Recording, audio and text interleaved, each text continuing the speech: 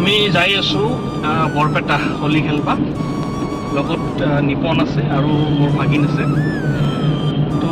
বৰপেটা পাইছোঁৱে আৰু অলপ পিছতে আমি মেইন সত্ৰখনত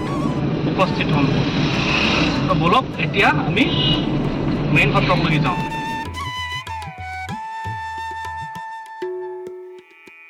সুন্দৰ পাৰ্কিঙৰ ব্যৱস্থা কৰা হৈছে ইয়াত ফ্ৰী পাৰ্কিং ইয়াৰ স্থানীয় কিছু মানুহেও নিজৰ ঘৰতে ফ্ৰী পাৰ্কিঙৰ সুবিধা কৰি দিছে গাড়ীখন পাৰ্ক কৰাৰ পিছত আমি এখন বিশ্ৰাম ল'লোঁ কাৰণ পাৰ্কিঙৰ পৰা কীৰ্তন ঘৰ বহুত দূৰ আছে আমি এখন ৰিক্সাত তিনিটা কিবাকৈ মেনেজ কৰিছোঁ দূৰ আছে সেইকাৰণে ৰিক্সাখন লোৱা গ'ল নিপন আছে এইফালে ভাগিনটো আছে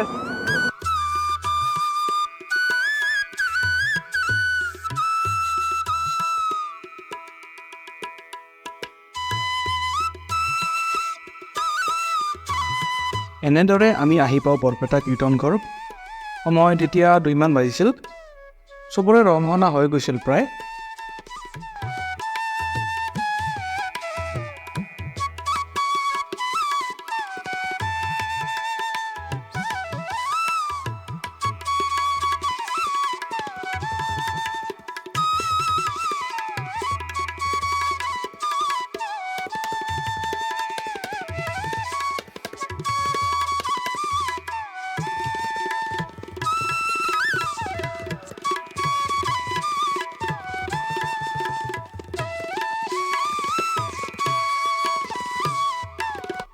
চিৰিত স্পৰ্শ কৰি সেৱা লৈ ভিতৰত প্ৰৱেশ কৰোঁ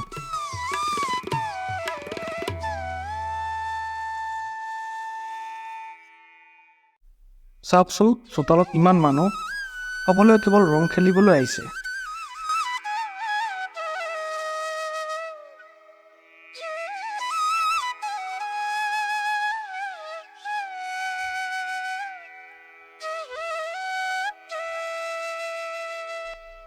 ইয়াতে সকলোৱে খোল তাল বজাব জানে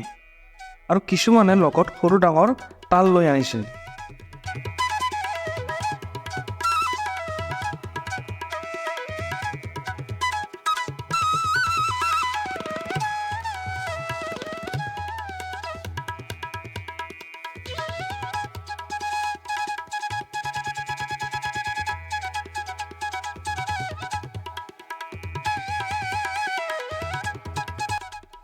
মন কৰিবলগীয়া কথাটো হ'ল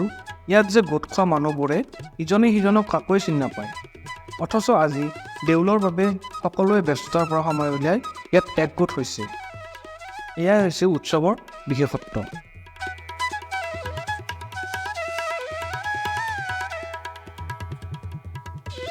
হোলী বুলি ক'লে হোলী গীত নুশুনিলে হ'বনে বাৰু আহকচোন এটা হোলী গীত উপভোগ কৰোঁ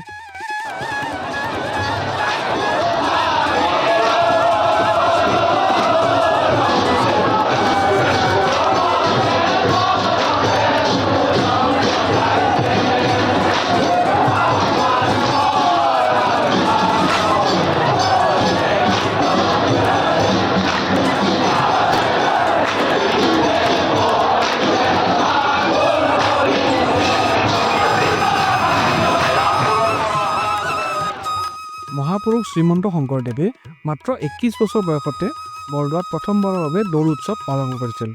আনহাতে বৰপেটা সত্ৰত মথুৰদাস বুঢ়া আটাই 1518 শকত দৌল উৎসৱ পালন কৰিছিল এতিয়া সময় হৈছে গোসাঁইক বাহিৰলৈ উলিয়াই নিয়া বা গোসাঁই কৰোৱা কলীয়া গোসাঁই কুনুচাৰ সৈতে বিয়া পাতিবলৈ যায় আৰু বিয়া পাতি উভতাই অনাৰ পথত আই লক্ষ্মীৰ ভকতসকলে গোসাঁইক সোমোৱাত বাধা দিয়ে এডাল বাঁহ বান্ধে আৰু সেই বাঁহডাল ভাঙি গোসাঁইক সত্ৰৰ ভিতৰত প্ৰৱেশ কৰোৱায়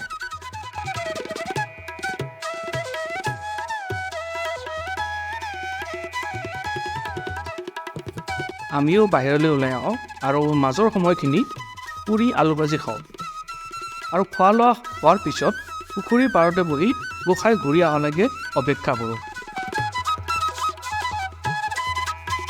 সত্ৰত প্ৰৱেশ কৰাৰ পিছত গোসাঁইক মূল কীৰ্তন ঘৰক কেন্দ্ৰ কৰি 7 বাৰ ঘূৰোৱাৰ নিয়ম আছে আহকচোন চাওঁ